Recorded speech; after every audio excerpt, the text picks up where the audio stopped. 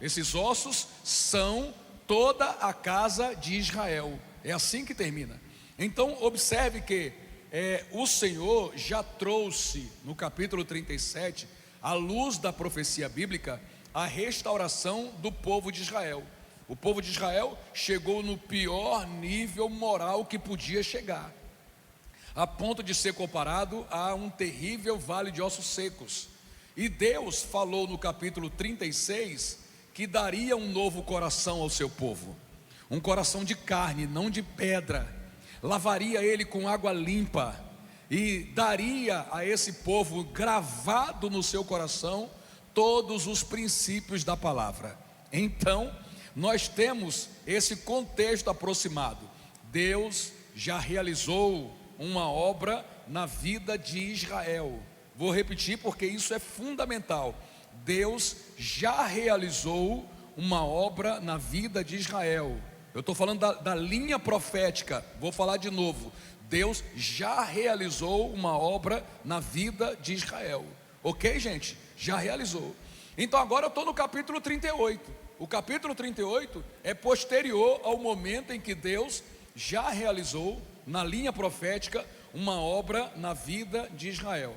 Se alguém ainda se sente inseguro com essa declaração, eu quero lembrar aos irmãos que no capítulo 38, e isso já vai dar a você uma ideia do que está acontecendo em Israel, para você poder fazer uma leitura do que está acontecendo em Israel agora.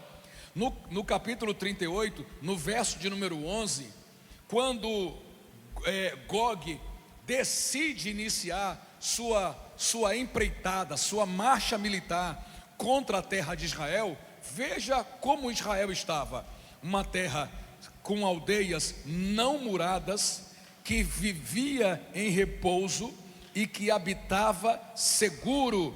Todos eles habitam sem muros e não tem ferrolhos e não tem portas. Quando eu olho para o verso 11, eu vejo Israel completamente, e isso a nível de proteção militar, completamente exposto. Olha as expressões proféticas que Ezequiel utiliza: terra, aldeias não muradas, habitam seguros, estão em repouso, não possuem muros, não possuem ferrolhos e não possuem portas. E aí, irmãos, eu já tenho uma ideia de como enxergar o que está acontecendo agora. Nesse momento que estamos vivendo, Israel é uma terra sem muros? Israel é uma terra fácil de ser tomada, sem proteção? É uma terra sem segurança? Meu irmão, lá tem um negócio chamado domo de ferro.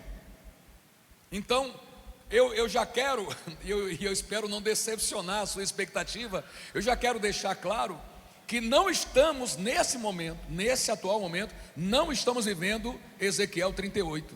Por quê? Porque nessa hora Israel não se sente seguro de nada. Pelo contrário, ele está tão arisco, tão atento, ele se sente tão ameaçado, que ele possui hoje as melhores defesas do planeta. Se eu transformar isso em linguagem profética, eu vou dizer que Israel tem cidades com muros altíssimos. O muro é tão alto que fecha por cima do teto. Se eu for transformar isso em linguagem profética, eu vou dizer que Israel hoje é uma cidade que não está em repouso, está em alerta. O povo tem 30 segundos toda vez que a sirene toca para se esconder num bunker.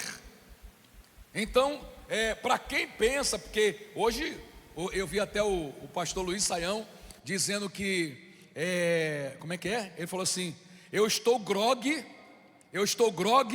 de tanto ouvir falar em Gog e Magog. Por quê? Porque as pessoas estão aproveitando mais uma vez um conflito para tentar, olha o que eles estão fazendo: pegaram o conflito, pegaram a percepção externa e estão procurando na Bíblia alguma coisa que se encaixe com o que eles viram. Percebeu a diferença? Estão vindo de fora para dentro, e o caminho certo é de dentro, do texto para fora. E o texto está dizendo que essa guerra vai acontecer quando Israel estiver vivendo o seu momento mais tranquilo. tão tranquilo, que ele baixou as armas, tão tranquilo que ele mandou retirar os muros, tão tranquilo que ele se sente seguro a ponto de não ter ferrolhos nem trancas em suas portas.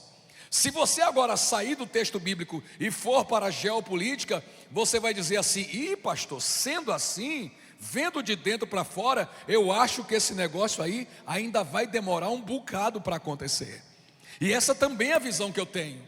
Eu acho que ainda vamos demorar a ver essa coalizão maligna contra Israel acontecendo. Eu mandei para a mídia uma imagem que eu queria que eles apresentassem aqui.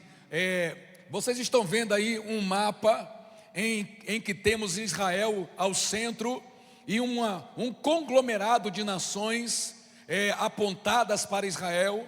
E eu preciso ser muito honesto aqui para vocês. Quando você lê a lista de nações que está no capítulo 38 de Ezequiel, você vê lá Gog, Magog, Cuxi, Gomer, Tubal. Quando você vê ali Put, você está vendo uma nomenclatura muito antiga. De lá para cá, de 2.500 anos para cá, essas regiões já trocaram de nome muitas vezes. As linhas de fronteiras já foram alteradas muitas vezes. Aqui nós temos um mapa atual, com a geografia de agora. Esse mapa não é a geografia que estava à disposição de Ezequiel em seu tempo. Nem é a geografia, não tem as fronteiras que tinham na época, e também não tem os nomes que tinham na época. Aqui do lado eu coloquei uma tradução que é uma percepção que a maioria dos estudiosos possui.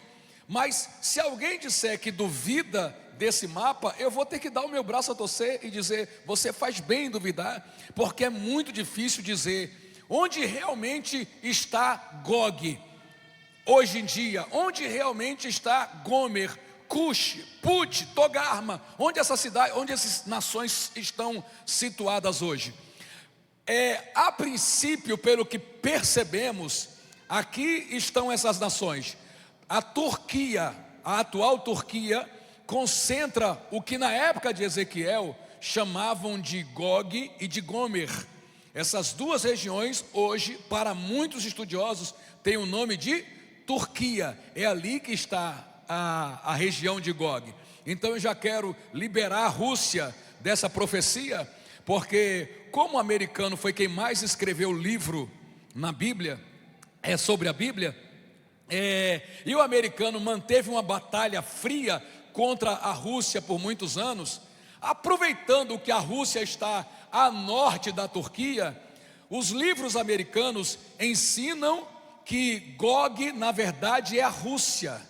Por que usam isso? Aproveitaram uma palavra que está lá na descrição do versículo 1 e 2, que diz Gog, Rosh de Magog. Esse Rosh significa principal, não tem nada de Rússia. Então eles corromperam, não sei se intencionalmente, não sei se por uma questão política ou maligna, corromperam, tentando dar a entender que Gog vem da região da Rússia e não da Turquia, como é mais fácil de se perceber. Inclusive quando o Senhor escreve as 7 igrejas da Ásia, tem uma das igrejas que fica na Turquia, que é a igreja de Pérgamo. E para a igreja de Pérgamo, o Senhor falou assim: eu sei que você habita aonde está o trono de Satanás.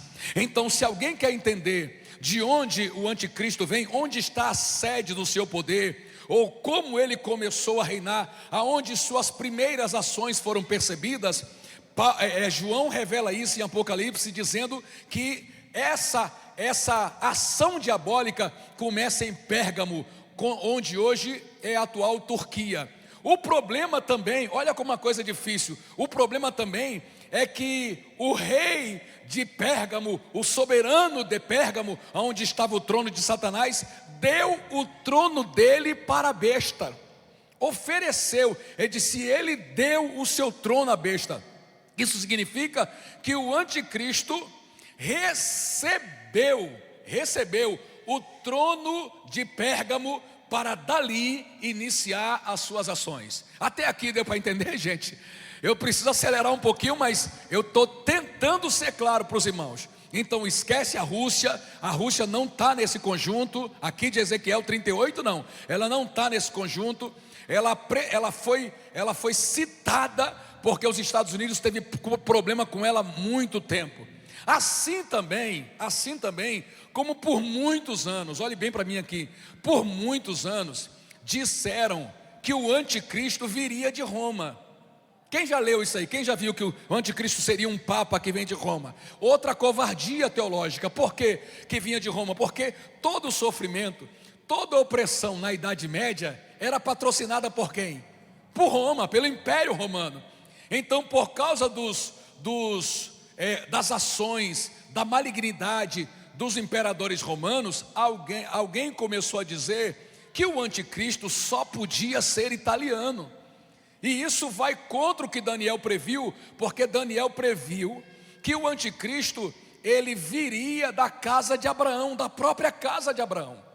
Então, não temos um europeu, não temos um italiano, não temos um russo apontado na Bíblia como o anticristo. Temos alguém que descende do próprio Abraão, ou seja, alguém que tem o próprio sangue da promessa. É esse que vai se levantar contra tudo o que Deus estabeleceu para o seu povo. Então, coisas que eu já concluí até aqui. Não estamos nesse momento vivendo o tempo profético de Ezequiel 38. Esse tempo ainda vai chegar. Por que não estamos vivendo? Porque Israel não é vulnerável, não é uma aldeia sem muros. Israel não é uma terra fácil de se conquistar nesse momento. Pode ser, escute, pode ser. Eu daria aí pelo menos uns 200 anos, sei lá, uns 100 anos, para Israel acreditar que pode abaixar as armas. Para Israel desfazer o seu exército, abrir suas fronteiras. Eu acho que, humanamente falando, isso vai demorar muito ainda. Ah, pastor, então posso me desviar, porque vai demorar para Jesus voltar. Aí é com você mesmo. Se você quer perder as bênçãos do Senhor, é contigo mesmo. Mas a verdade é que pode ser que algum acordo seja feito em algum momento. Imagine um acordo onde um garantidor poderoso, como os Estados Unidos, por exemplo, um garantidor entra no cenário, impõe uma paz naquele lugar e diz: Israel, já está tudo tranquilo, ninguém tem exército ao seu redor, está todo mundo debaixo do meu controle, pode abaixar suas armas. Eu acho que isso não vai acontecer tão cedo, mas pode ser que um acordo, sei lá quais são os interesses dos homens que vão estar no poder de hoje para amanhã, pode ser que alguém decida abaixar as armas. Se abaixar as armas e a gente ainda estiver por aqui no dia que acontecer, eu vou dizer: opa, Israel abriu mão dos seus exércitos. Parece que agora tudo está pronto para acontecer o pior, porque a Bíblia diz: quando disserem a paz e segurança, sobrevirá repentina destruição. Quando disserem. Agora, voltemos a Ezequiel 38. Pode deixar na tela aí.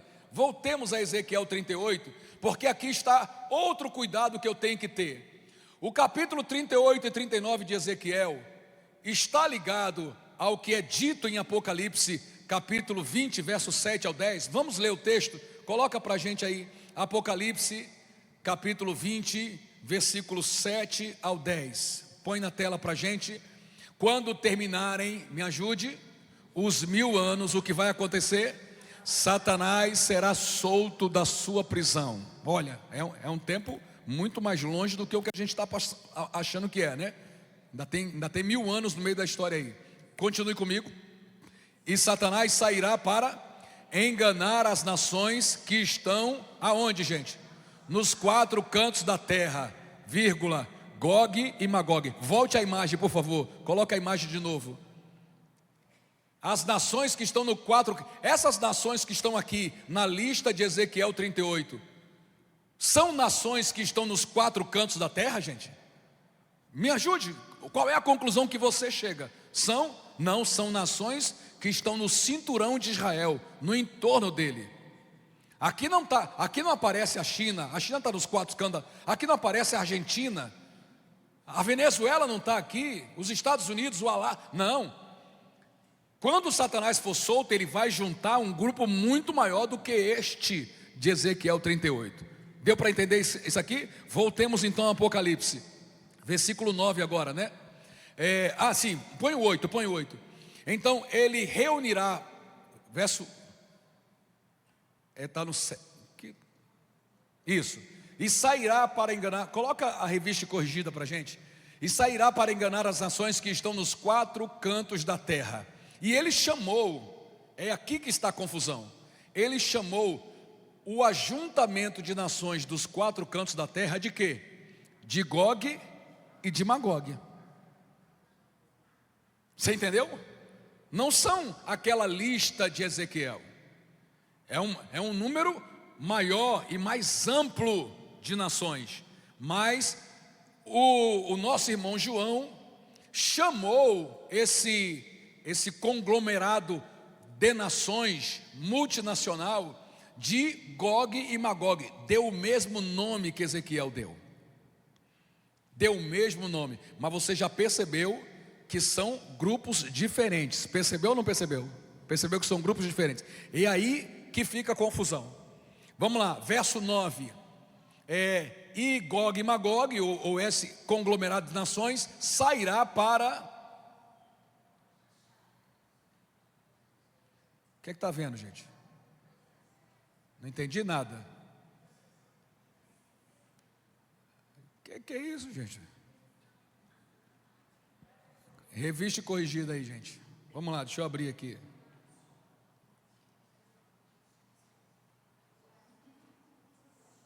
Oi. Travou? Então abre sua Bíblia, aprende a abrir a Bíblia. Agora eu quero ver. Apocalipse 20, abre a Bíblia aí, vamos lá.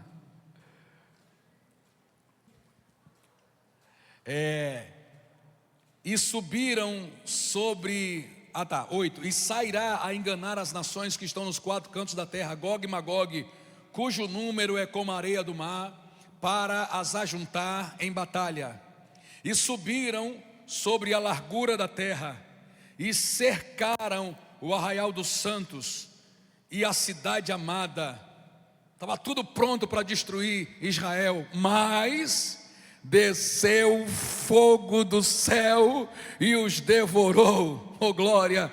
E o diabo que os enganava foi lançado no lago de fogo e enxofre, onde está a besta e o falso profeta, e de dia e de noite serão atormentados para todo o sempre. Aleluia, glória ao nome de Jesus. Então, quando se percebe essa distinção entre Ezequiel 38 e entre Apocalipse 20, o que é que se conclui? Apocalipse 20 claramente é uma alusão ao anticristo. Se é uma alusão ao anticristo, eu posso dizer que Ezequiel 38 e 39 não faz alusão ao anticristo? Então, até aqui parece que a resposta é sim. Se são ajuntamentos diferentes, se são situações diferentes, e lá no final é o anticristo que está liderando, Gog não é o anticristo. Muita gente pensa que Gog não é o anticristo, porque percebeu uma distinção entre Apocalipse 30, entre Apocalipse 20 e Ezequiel 38. E eu não estou falando muito do 39, porque o 39 praticamente é o Ctrl+C, Ctrl+V do 38. A nível profético é praticamente a mesma coisa. Tem algumas distinções sim, importantes, mas a percepção é praticamente a mesma. Vamos lá, abre a sua Bíblia comigo e confira Ezequiel 38, verso de número 8 diz: depois de muitos dias serás visitado. Quando, gente? O que está escrito aí? No fim dos anos virás à terra que se retirou da espada. Você já viu que essa terra é Israel. Então, olhe, eu sei que eu estou criando uma confusão, mas no final você vai entender tudo. Parece que estamos falando de líderes diferentes. Um lidera a confederação de Magog, o outro lidera a batalha das nações, lá em Apocalipse 20. Mas olha o que está escrito aqui, por isso que eu disse que é complicado, então fique bem atento. Aqui no versículo 8, temos duas expressões que apontam para o final do tempo. A primeira delas é: serás visitado depois de muitos dias. Então Ezequiel sabia que a visão que ele estava tendo não era para o seu tempo, era uma visão para um futuro muito distante, porque ele falou depois de muitos dias. Mas muitos dias podia ter sido o ano passado, 2500 anos. Só que aí ele usa uma segunda expressão, ele fala no fim dos anos. Aleluia. Então parece que Ezequiel está dizendo que essa batalha de Gog e Magog, ela vai acontecer para fechar a história. Deu para entender ou não, gente? Isso aqui, deu? É uma batalha para fechar a história, porque é no fim dos anos. E aí eu entendo que se encaixa perfeitamente a esse tempo em que Israel percebeu que a sua aflição acabou. Israel percebeu que a sua guerra não vai mais acontecer, porque agora ele está em paz. Agora ele está em paz. Mas a Bíblia diz que essa paz, ela é falsa. Ela é falsa, porque é quando disserem a paz e segurança, sobrevirá repentina destruição. É uma paz muito superficial. Israel vai pensar que acabou a guerra. Israel vai pensar que acabou o ódio. Israel vai pensar que acabou a necessidade de manter a espada na mão. Israel está em guerra há mais de 80 anos. Ele não teve um dia de folga em 80 anos. E ele sonha em acabar essa guerra e não precisar mais usar as espadas. Se você for a Israel hoje, você vê adolescentes, meninas com fuzil pendurado nas costas, tomando milkshake na praça. Por quê? Porque é um povo que está em guerra há 80 anos, não pode abaixar a espada. Mas em algum momento, Israel vai acreditar que a guerra acabou. Em algum momento Israel vai acreditar que os seus inimigos não querem mais a sua destruição. Se você for perguntar a qualquer muçulmano qual é o objetivo de vida dele, ele deveria dizer: o meu objetivo de vida é ser salvo. O meu objetivo de vida é fazer a vontade de Allah. Mas ele vai dizer para você: o meu objetivo de vida é exterminar Israel. Lamentavelmente, eles foram condicionados a essa mentalidade maligna.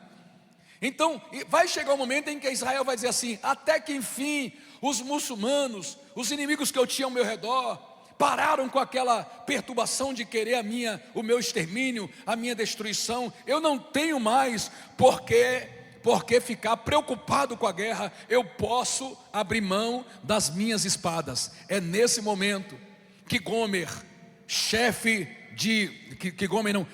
que Gog, chefe da terra de Magog, vai juntar um conglomerado de nações para iniciar uma batalha contra Israel. É nesse momento, quando as armas de Israel baixarem.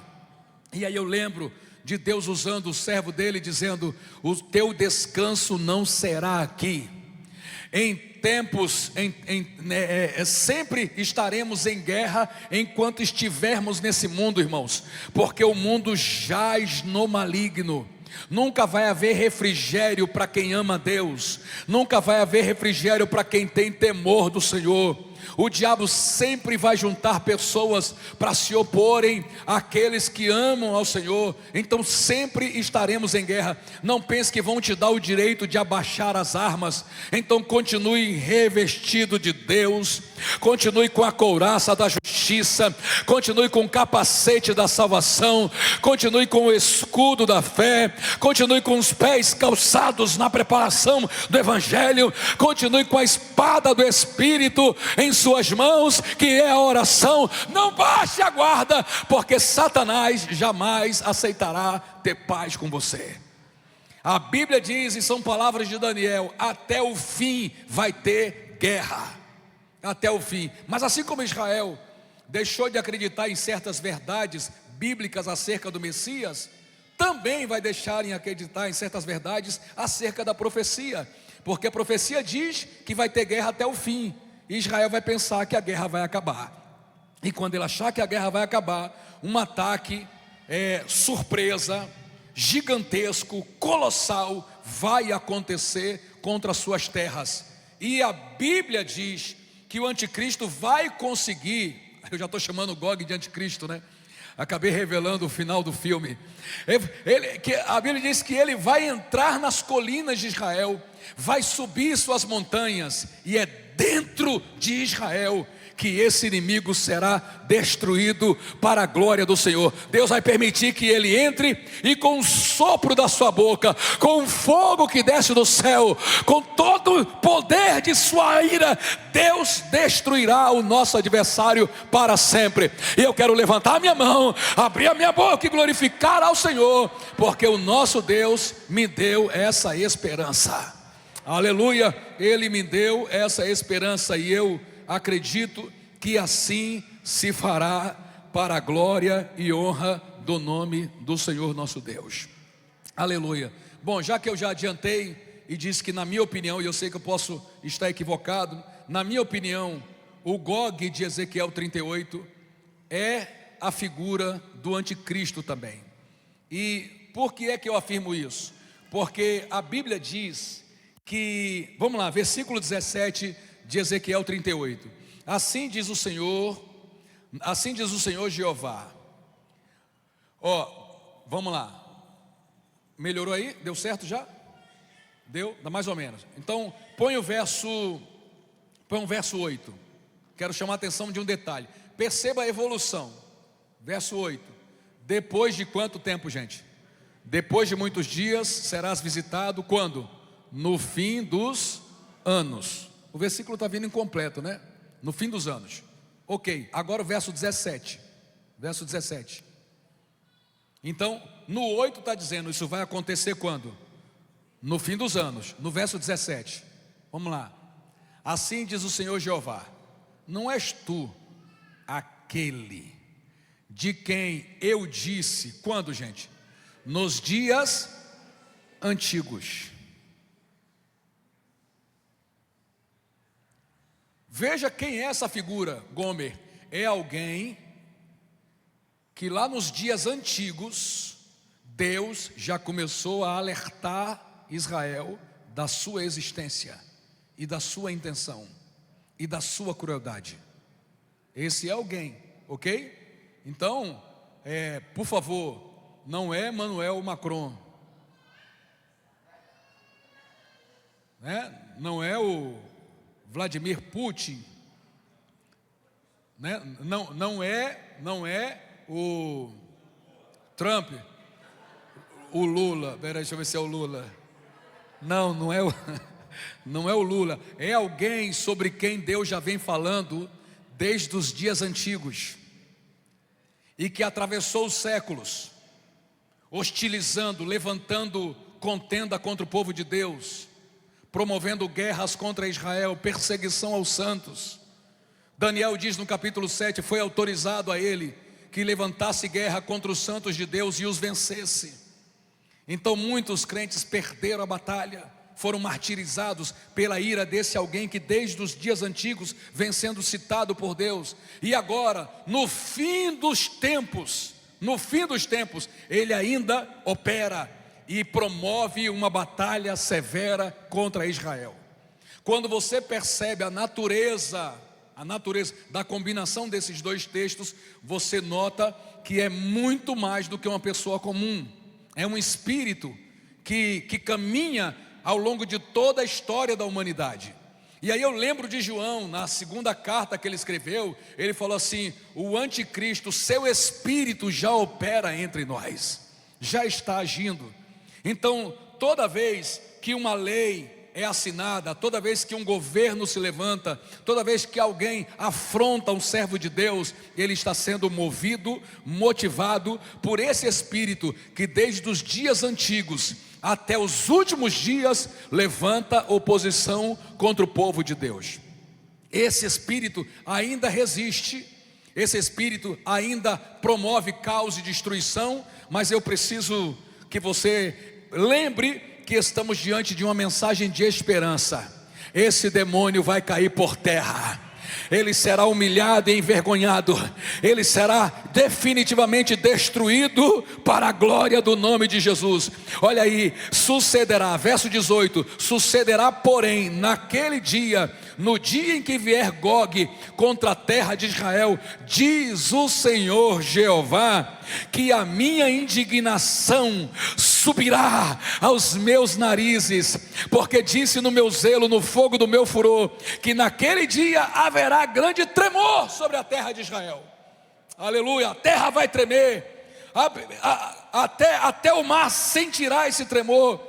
E diz no verso 21, porque chamarei contra Gomer a espada. Israel não tinha espada, mas uma espada virá para socorrer Israel. Israel não tinha poder bélico para enfrentar, mas Deus levantará um poder contra ele. E aí a Bíblia diz que até entre eles vão lutar. Um caos completo entre a coordenação e controle das operações militares do exército de Gog. Eles lutarão entre si. Pastor, tem precedente disso na história? Tem. Nos dias de Josafá, lá no segundo livro das Crônicas, no capítulo 20, nos dias de Josafá, uma multidão de mais de 1,5 milhão de inimigos, de árabes, junto com os elamitas e os habitantes das montanhas de Seir, se juntaram para lutar contra Israel. Josafá sozinho tinha um exército de 1,5 milhão de inimigos contra ele. Mas aí, na hora que ele viu aquilo, diz a Bíblia que ele rasgou suas vestes, se curvou com a face em terra e orou a Deus. Ele não tinha espada para enfrentar aquele inimigo, mas ele conhece alguém que tem uma espada, que vence qualquer adversário. Então ele clamou ao Senhor, e Deus levantou um profeta e mandou dizer para Josafá: essa peleja vocês não vão ter que pelejar, porque o Senhor guerreará por vocês. Aleluia. E a Bíblia diz que lá mesmo nas montanhas de Seir, eles começaram a lutar um contra o outro e se mataram a ponto de não sobrar um único soldado vivo. E quando Josafá desceu para a batalha, encontrou só cadáveres. Levou meses para enterrar os cadáveres e meses para tomar a riqueza, os despojos. Chegou lá só para tomar posse da vitória. Por quê, meu irmão? Porque a Bíblia diz, e são palavras de Isaías: nós nunca ouvimos falar de um Deus igual ao nosso. Nunca. Oh glória, que trabalha e peleja por aqueles que nele esperam. Abra sua boca comigo, glorifica o Senhor. Esse é o nosso Deus, e é Ele. Me faltou a espada, pastor, não se preocupe, o nosso Deus tem a espada. Aleluia. É por isso que a igreja que já entrou num momento de muito mais maturidade espiritual, foi chamada para uma missão diferente, e até mais nobre do que o próprio Israel. Deus não permitiu que a igreja use espada. Você pode usar espada para defender sua fé? Não pode. Se te ferirem uma face, o que é que você tem que fazer? Dá outra. Israel não, Israel se bateu, toma. Mas o cristão, por causa da sua fé, se a sua face for ferida, ele tem que dar outra. Ele não pode matar para que a sua fé prevaleça. Então o que a igreja católica fez por alguns séculos, matando, dizimando, queimando pessoas para que o cristianismo fosse imposto às nações, foi um erro grosseiro, porque Deus não permitiu que a igreja agisse dessa forma. A igreja ganha perdendo, a igreja ganha sendo morta, a igreja ganha aceitando o espólio dos seus bens, a igreja ganha sendo injustiçada. E eu não sei se já lhe disseram, mas mais de 1 milhão de pessoas se converteu no Irã de 2 anos para cá. Porque todo aquele terrorismo que faz contra aquelas pessoas fez a igreja subterrânea borbulhar, ferver e se multiplicar naquele lugar. Parece que a igreja não combina com tempo de tranquilidade. Se aliviar, o crente não ora. Se aliviar, o crente não jejua. Se aliviar, ele não evangeliza. Se aliviar, ele vai querer ganhar dinheiro, vai querer dar palestra de coach. Se aliviar, ele vai querer abrir empresa. Ele não se preocupa com mais nada. Mas quando o calo aperta, ele vem para o ciclo de oração, ele vai evangelizar, ele jejua 24 horas, passa 3 dias sem comer, vai orar no jardim da oração. Porque a coisa apertou. Ele foi feito para trabalhar debaixo de luta. Só o sangue de Jesus. É bom você aprender a ser crente enquanto está tudo bem, senão as coisas vão apertar para o seu lado e você vai gemer pedindo a misericórdia de Deus. Se puder, dê um brado de glória para Jesus. Ele está nesse lugar. Aleluia. Meu Deus, deixa eu ver a hora aqui. Ainda daqui até 3 da tarde tem tempo demais. Não, para de graça. Vamos terminar no horário. Bom, Israel não tem espada, mas o Senhor o defendeu. E Deus diz que vai usar várias ações contra Gog, contra o anticristo, mas tudo com um objetivo só.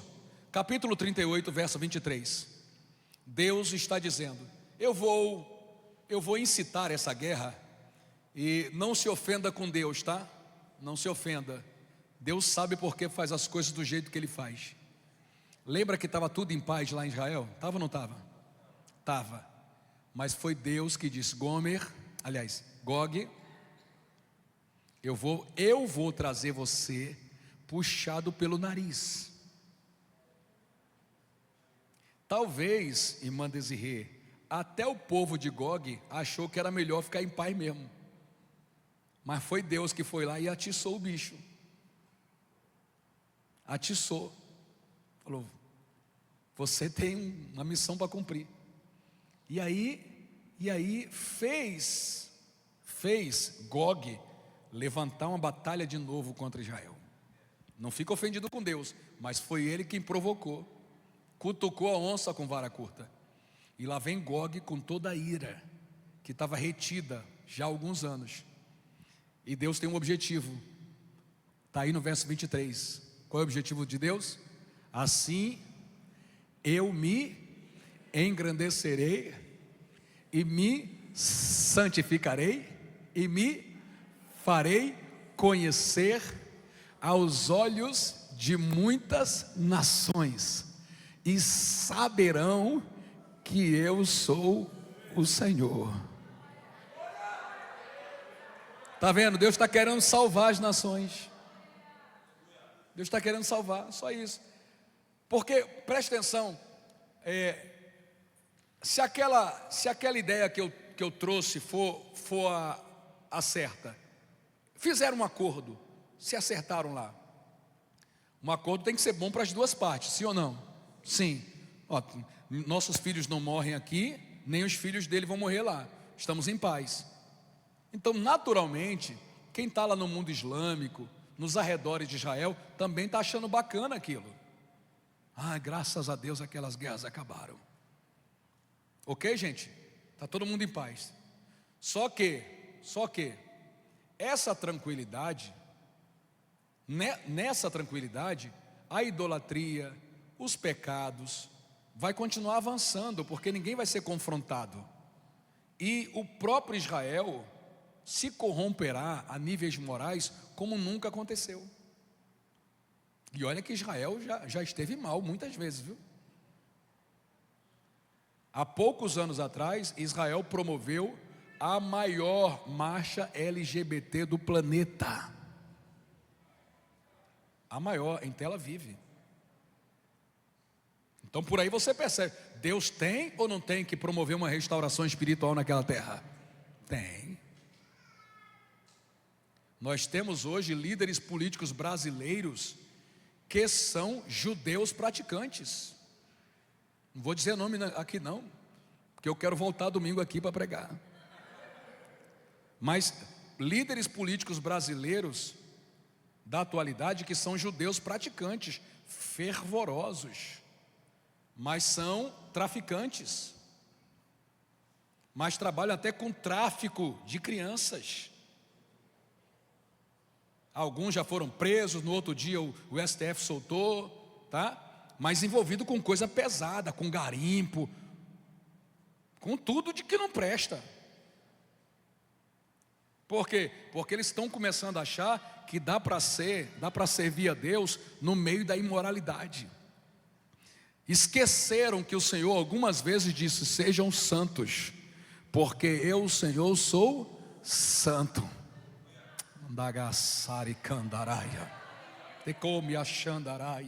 Se esqueceram dessas coisas e estão vivendo de qualquer maneira. E o Senhor disse: olha, o meu juízo começa pela minha casa.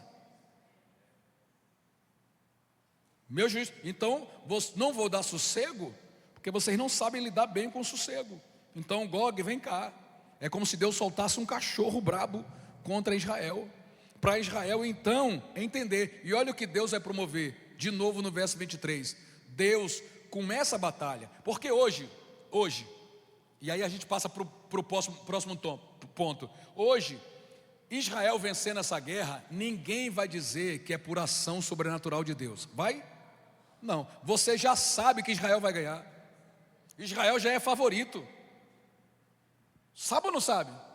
Você já sabe que ele vai ganhar. Para você, para todo mundo, Israel mais os Estados Unidos vão vencer isso facilmente. Pode dar trabalho ainda? Pode. A guerra é um negócio, né, que as pessoas sabem como começa, não sabem como termina, né? Mas são favoritos. Se ganhar, ganhou, foi Deus. Não vai dizer que foi Deus. Vai dizer que são aqueles porta-aviões, que são o F-35, que é o B-2. Vai dizer que é um conjunto de estrutura, uma mentalidade voltada para a guerra. Não vão dizer que é Deus. Mas aqui, gente, em Ezequiel 38, não vai ter outra explicação.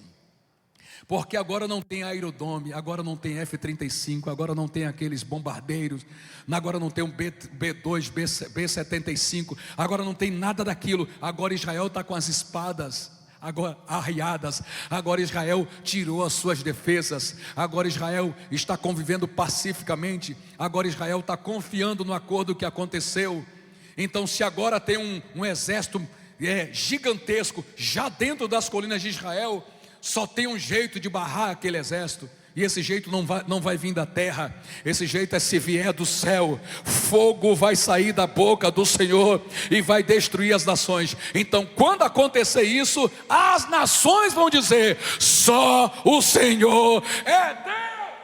Aleluia! Só assim eles perceberão que foi o Senhor que operou.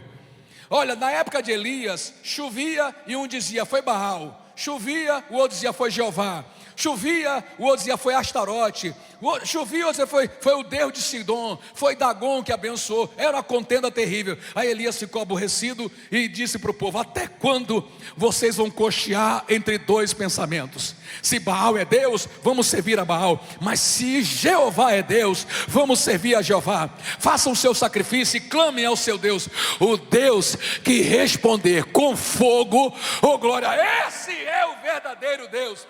E eles clamaram por mais de 3 horas e Baal não deu resposta, ficou calado, a tal ponto que Elias até zombou, dizendo: grita mais alto. Quem sabe ele não tirou uma férias, quem sabe ele não está cochilando, grita mais alto. Gritaram, se chicotearam, se cortaram com facas e não houve resposta. Em 43 palavras, em uma oração de menos de 30 segundos, Elias orou e disse: mostra para esse povo que o Senhor é Deus e eu sou teu servo. E fogo do céu caiu e lambeu o sacrifício.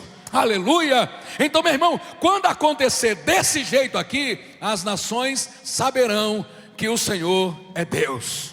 Se valer a pena, glorifica o nome do Senhor. Elas saberão que o Senhor é Deus. Bom, no capítulo 39 ele diz que vai lançar fogo sobre Gog, sobre Magog.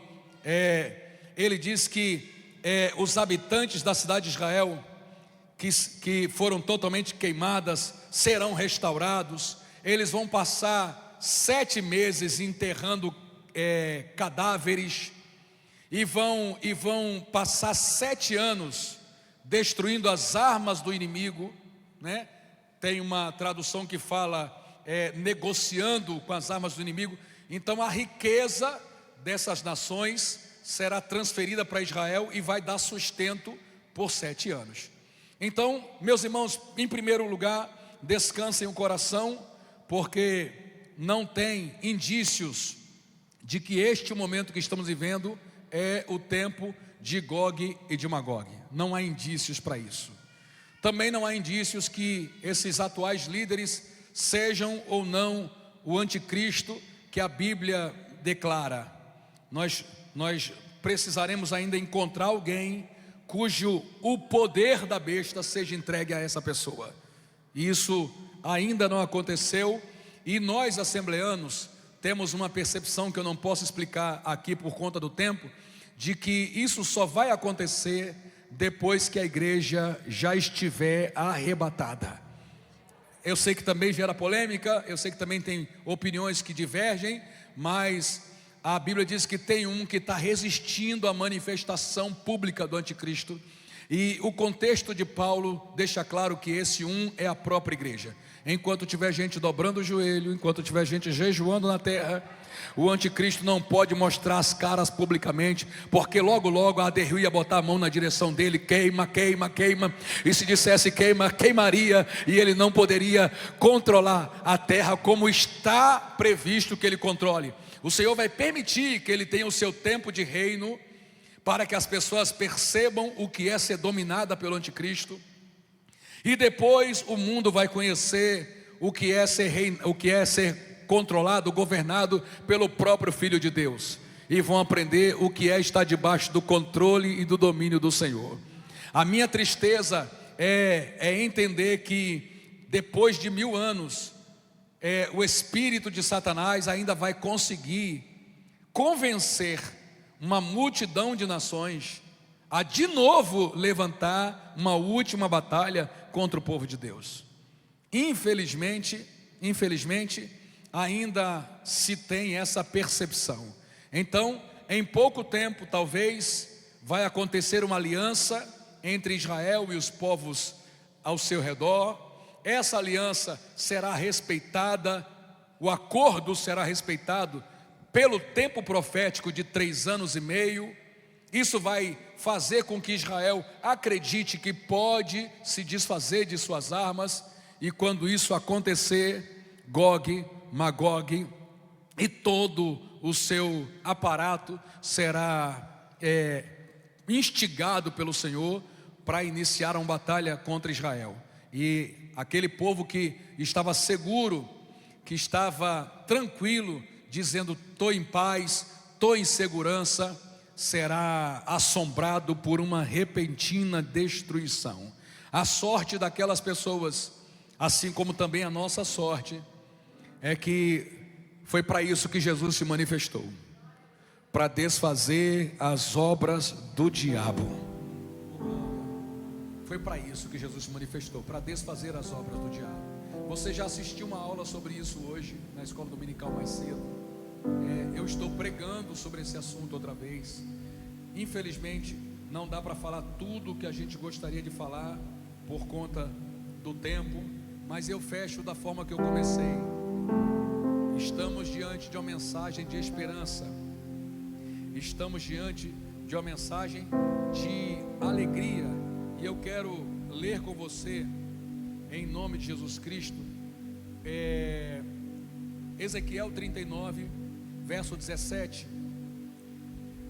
Nós vamos ler, se você puder, fique de pé nesse momento, em nome de Jesus.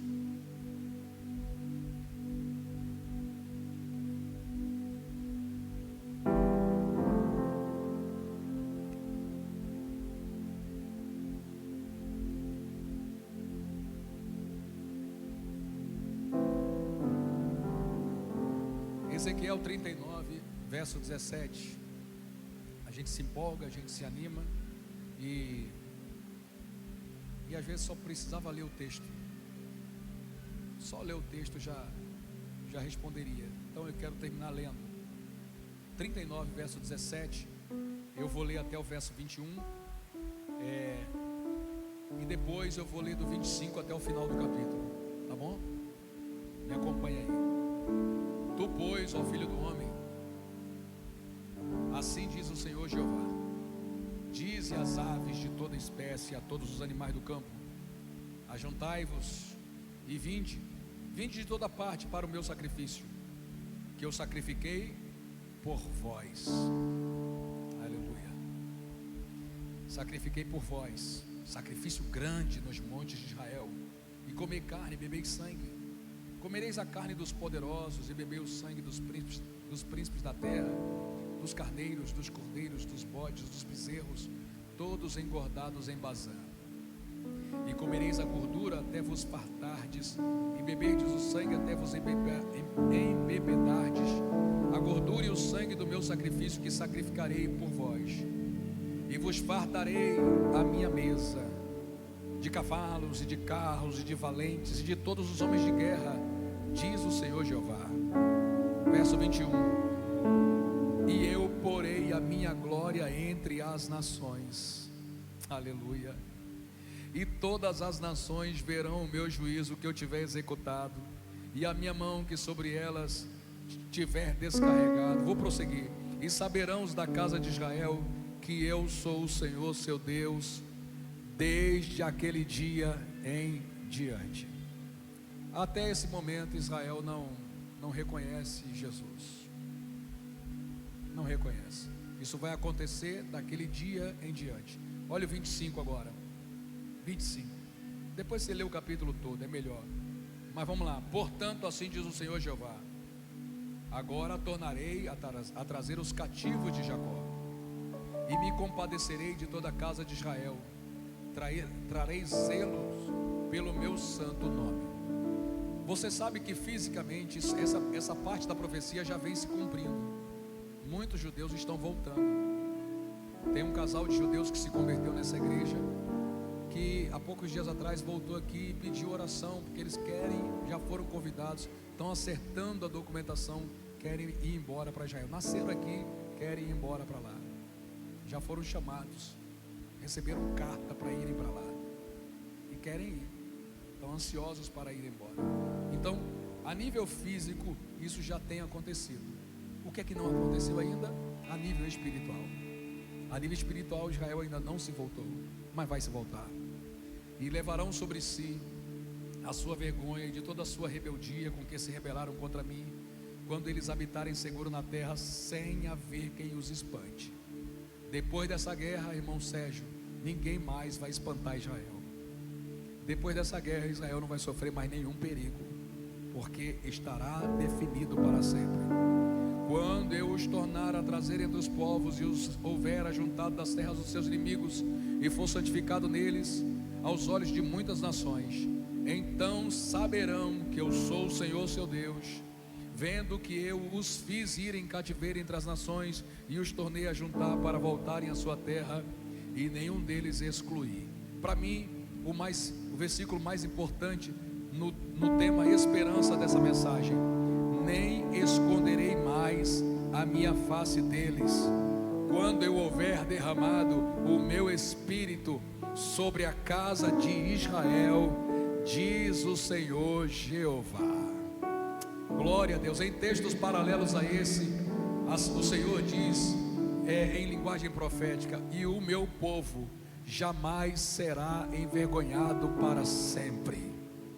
Tome posse dessa palavra: o meu povo jamais será envergonhado para sempre.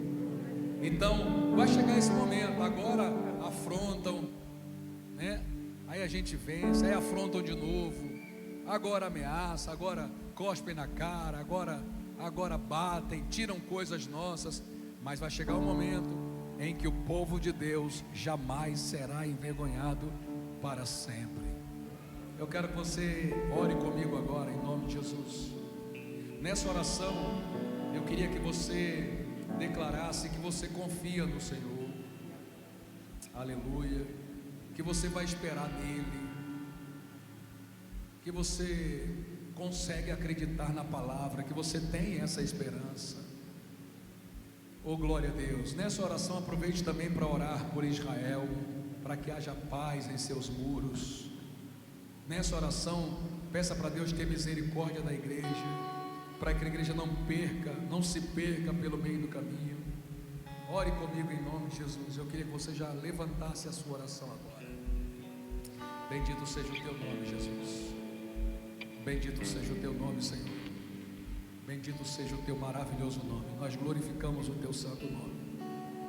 Obrigado, Deus, porque a tua palavra nos traz paz. A tua palavra nos traz segurança, Senhor. A tua palavra, meu Deus, nos traz também alegria e esperança. Muito obrigado, Deus, por tua palavra, por teu grande amor.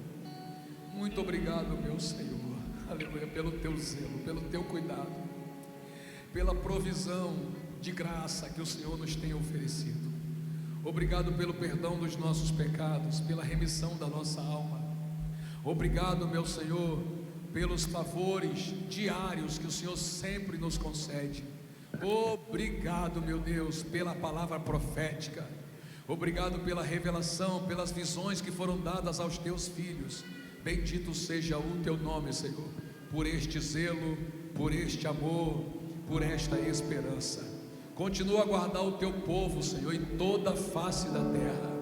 Continue a despertar os povos. Continue a acordar as nações. Obrigado pelo avivamento que está acontecendo no Irã, debaixo daquele regime maligno, Senhor. Obrigado pelas vidas que estão se convertendo através de sonhos. Obrigado, Deus, pela vida dos missionários que estão pregando a tua palavra onde ninguém quer pregar a tua palavra. Obrigado, Deus, pelo que a igreja fez ontem aqui em São Cristóvão, pela linda obra, Senhor, de evangelismo que aconteceu aqui, pelas vidas que foram alcançadas, pelas pessoas que se renderam a ti. Graças te damos, meu Deus, pelo poder que o Senhor ofertou durante a ação social. Ao teu nome seja a glória, seja a honra e seja o louvor. Continue a nos ajudar a fazer a tua obra, Senhor. Oramos e te agradecemos em nome de Jesus. Amém. Glória a Deus.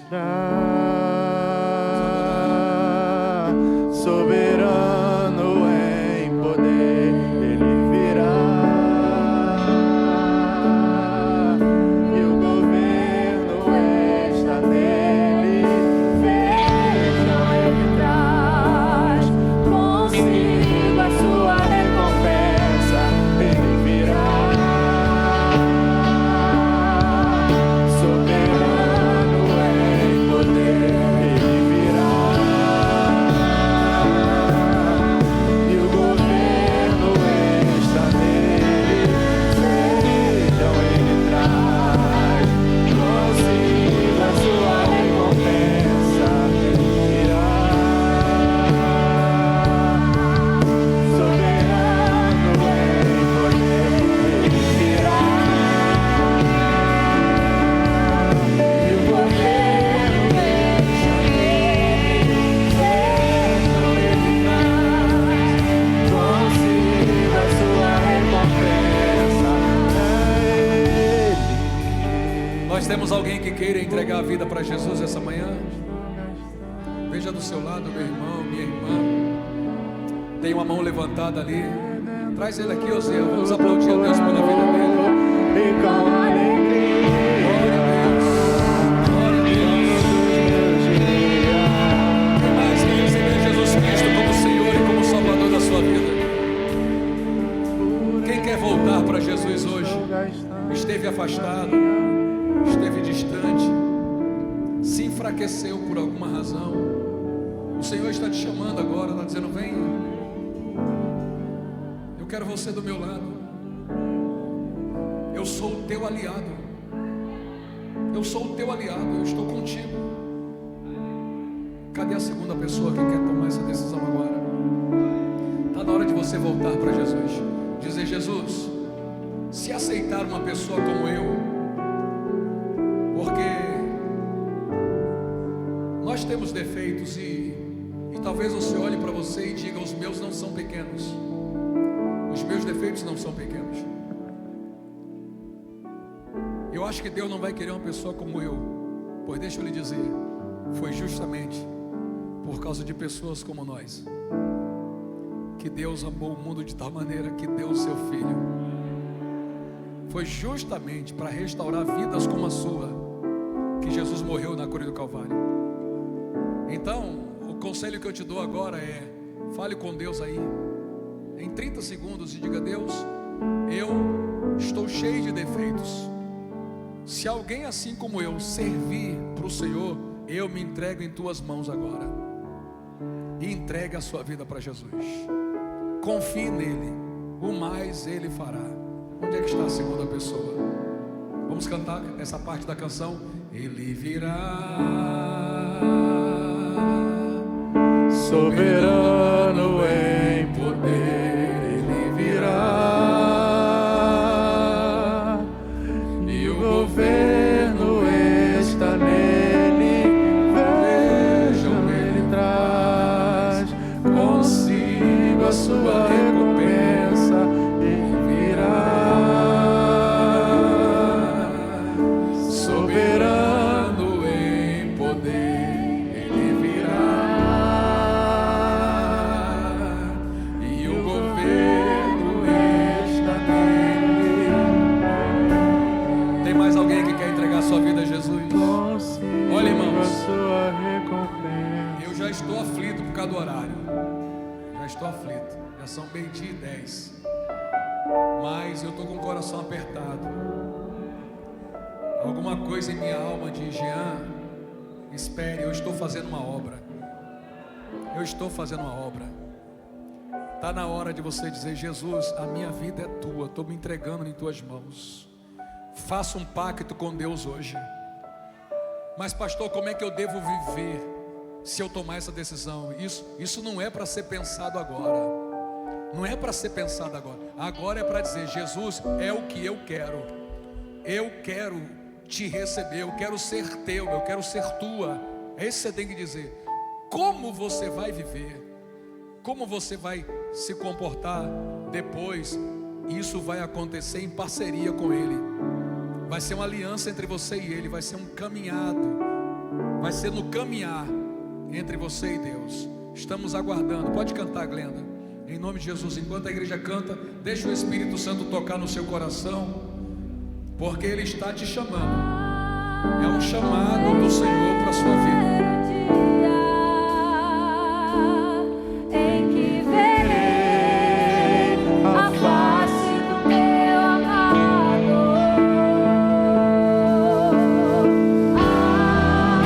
Como espero o dia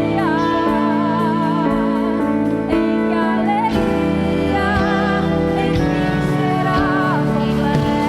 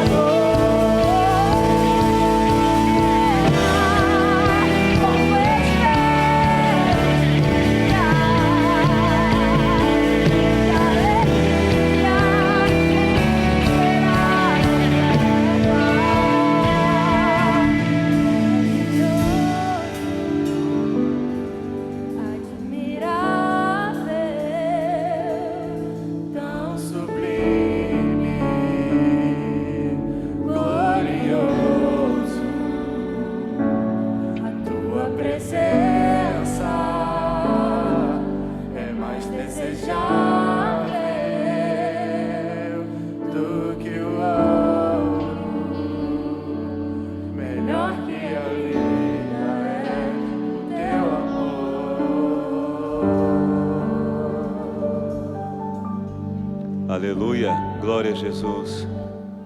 Não sei se os amados repararam que essas canções, elas revelam um coração que está desejoso por mais de Deus, e quanto mais de Deus melhor, e declara quanto é bom estar na presença do Senhor, como é bom sentir esse Deus, como é bom estar no seu altar, Como é bom fazer parte desse grupo, como é bom fazer parte dessa família, como é bom fazer parte desse povo que vai morar no céu.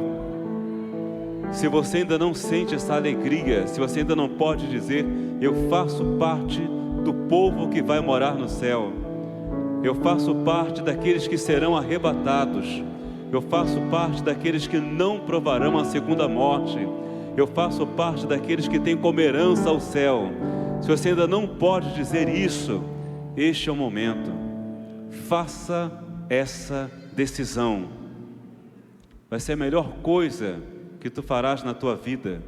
E é interessante que existe uma batalha muito grande neste momento. E são muitos questionamentos, pontos de interrogação. Apenas se entregue. Se entregue a Ele, que o restante Ele fará. Lance a tua vida nas mãos de Deus e deixe que Deus Ele vai te ajudar nessa jornada. Eu peço à igreja que estenda as mãos aqui para frente. Vamos orar por essa vida que tem se rendido ao altar do Senhor. Rodrigo. Olha, eu não conheço um Rodrigo que não seja uma tocha na mão de Deus. Todo Rodrigo na casa do Pai que eu conheço é uma tocha na mão de Deus.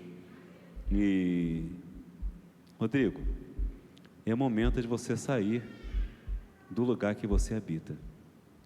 Você habita em regiões de cativeiro. Satanás está te prendendo. Hoje é dia dessas cadeias caírem por terra.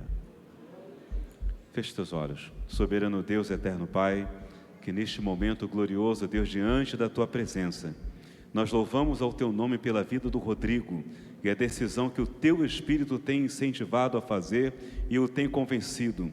Ó Deus, neste momento glorioso, que todas as amarras venham cair por terra, todas as cadeias venham ser desfeitas, todas as prisões venham ser abertas. Este homem que habitou em regiões de cativeiro, vem agora ser tirado de lá pela Tua mão forte, pelo Teu braço de poder. Deus querido e eterno, desfere um golpe de morte contra todo ataque, toda cilada do inferno na mente dele. Que o coração dele sinta a alegria do Teu Espírito e sinta um renovo na sua alma. Que os pecados sejam apagados, iniquidades sejam canceladas, seu novo nome seja escrito no livro da vida, novas vestes, novos calçados, uma nova vida para ele. Senhor, rompa grilhões e que haja um novo sobre a vida do Rodrigo. Nós choramos em nome de Jesus, amém. Glória a Deus. Quantos podem aplaudir ao Rei dos Reis, ao Senhor dos Senhores? Rodrigo, 360 graus, dá uma virada aí, dá uma olhada. Esta é a tua nova família. Seja bem-vindo à casa do Pai. Quantos estão felizes? Está aqui, por tudo que Deus tem feito. Isso é um garimpo, irmãos. Isso é um garimpo. Quantos estão felizes? Já deu um glória bem alto hoje? Me deu um grito de aleluia. Vamos agradecer a Deus então. Pai querido, eterno, te louvamos por esse momento glorioso na Tua presença. Obrigado, ó Pai, pelos louvores, pelo momento glorioso de conversão, pela pregação da Tua palavra, pelo rema que o Senhor manifestou aqui. Conduz os Teus filhos, ó Deus, Tua igreja, debaixo da Tua paz, da Tua proteção, da Tua segurança. Que este domingo continue sendo um domingo de graça e de vitória. Nós choramos em nome de Jesus. Amém. Irmãos, eu não posso impetrar a bênção apostólica sem perguntar. Tem algum anúncio? Não? Então agora acabou mesmo. A graça de nosso Senhor e Salvador Jesus Cristo, o amor de Deus e a comunhão do Espírito Santo sejam com todos que amam e aguardam a vinda do Senhor. E todo o povo de Deus diz: e diz assim a vitória: pelo sangue, se Deus é por nós, até aqui, a de Rio,